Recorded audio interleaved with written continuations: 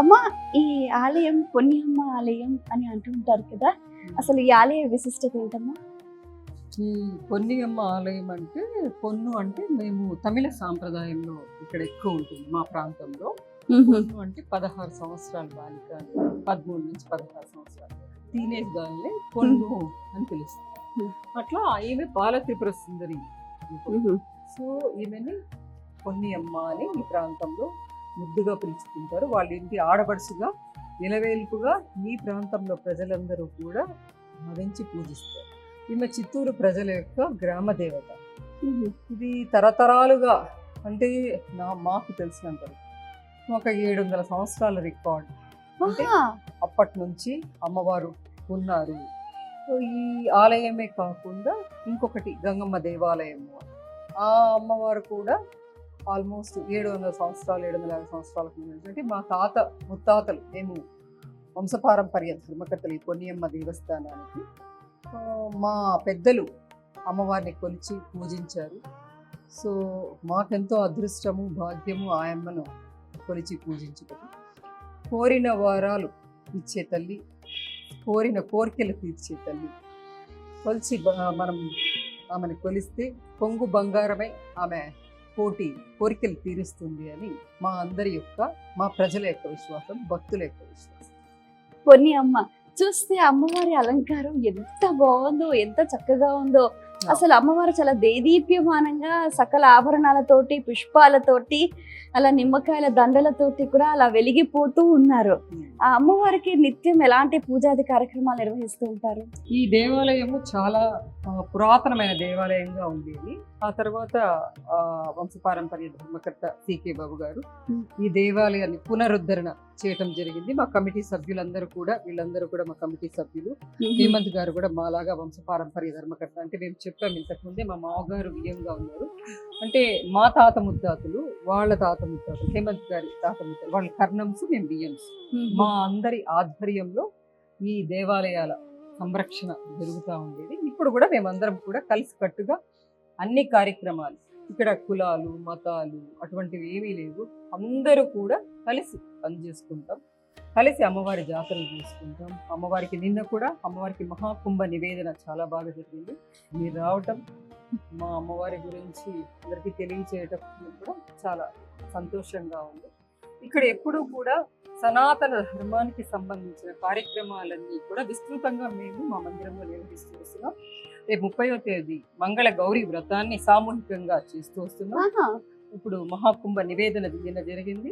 మంగళవారం వచ్చి మంగళ గౌరీ వ్రతాన్ని సామూహికంగా నిర్వహిస్తున్నాం. మరి అమ్మవారికి అంటే ఇక్కడ తమిళ సాంప్రదాయాన్ని అనుసరించి అమ్మవారికి శ్రీమంతం చేస్తారు.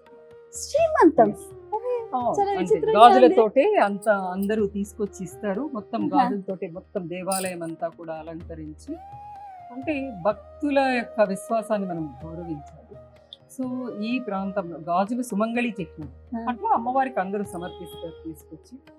అట్లా ఆ తర్వాత మనకి శ్రావణ మాసం పెడతారు. శ్రావణ మాసంలో ఈతోధికంగా పూజలు, వరలక్ష్మి వ్రతాలు అవన్నీ కూడా సామూహికంగా చేస్తాం. మళ్ళీ రక్షాబంధనం చాలా బాగా సెలబ్రేట్ చేస్తాం మనం ఇక్కడ. అందరూ సామూహికంగా వచ్చి చేసుకుంటారు. ప్లస్ విద్యార్థులకు అక్షరాభ్యాసం జరుగుతుంది.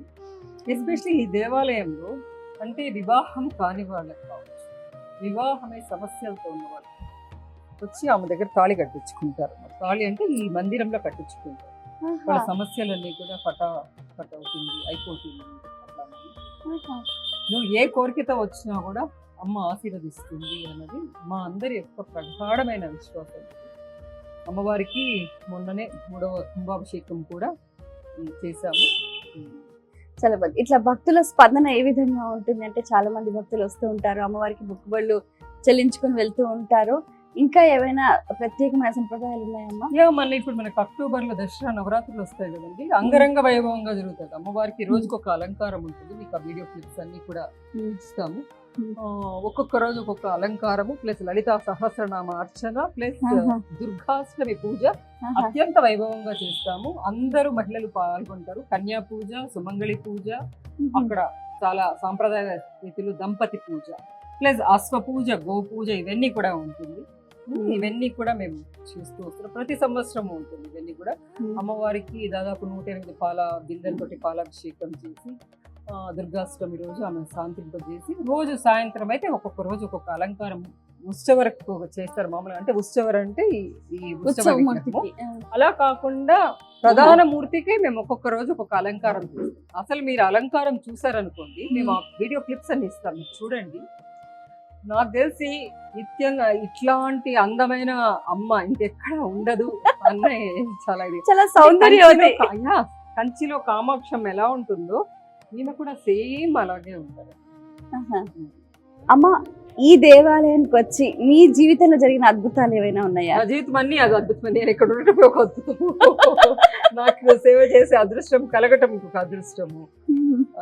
ఇవన్నీ కూడా చేయగలుగుతున్నాము అంటే నా గొప్పతనం కాదండి, అమ్మవారు మనకి అవకాశం కల్పించింది చేయడానికి. సో ఇట్లాంటి పూజా కార్యక్రమాలన్నీ దగ్గరుండి చేయగలుగుతా ఉన్నాం. అమ్మవారికి చక్కగా పూజ పద్ధతి ప్రకారం సాంప్రదాయబద్ధంగా చేస్తాం మేము. మనం గమనిస్తే 7 శతాబ్దాల దివ్యమైన చరిత్ర కలిగింది ఈ పొన్నియమ్మ ఆలయం. మరి ఈ అమ్మవారిని బాలా త్రిపుర సుందరి దేవి అని కూడా పిలుస్తుంటారు. చాలా సౌందర్యవతిగా ఉంది. అసలు గర్భాలయంలో అమ్మవారిని చూస్తే అసలు చూపు తిప్పుకోలేరు. అలాగే ఇక్కడ ఈ అమ్మవారికి ప్రత్యేకంగా భక్తులు గాజులు సమర్పిస్తూ ఉంటారు, శ్రీమంతం చేస్తూ ఉంటారు. అలాగే కొంతమంది వివాహం కాని వాళ్ళు కూడా ఇక్కడ ఈ ఆలయంలోకి వచ్చి తాళి కట్టించుకుంటే వాళ్ళ సమస్యలన్నీ తీరిపోతాయి అంటారు. ఇలా 1 కాదు 2 కాదు, ఎన్నో మహిమలు, మరెన్నో మహత్యాలు. ప్రతి పండుగని, ప్రతి పర్వదినాన్ని, ప్రతి సందర్భాన్ని కూడా అంగరంగ వైభవంగా సంప్రదాయంగా సనాతన ధర్మాన్ని ఆచరిస్తూ డాక్టర్ సికే లావణ్య గారి ఆధ్వర్యంలో ఈ గుడి యాజమాన్యం వారి పర్యవేక్షణలో కూడా చాలా చక్కగా చాలా అద్భుతంగా నిర్వహిస్తున్నారు. మరి ఈ ప్రాంతానికి వచ్చిన వారు తప్పకుండా ఈ పొన్నియమ్మని దర్శించుకొని తరించండి.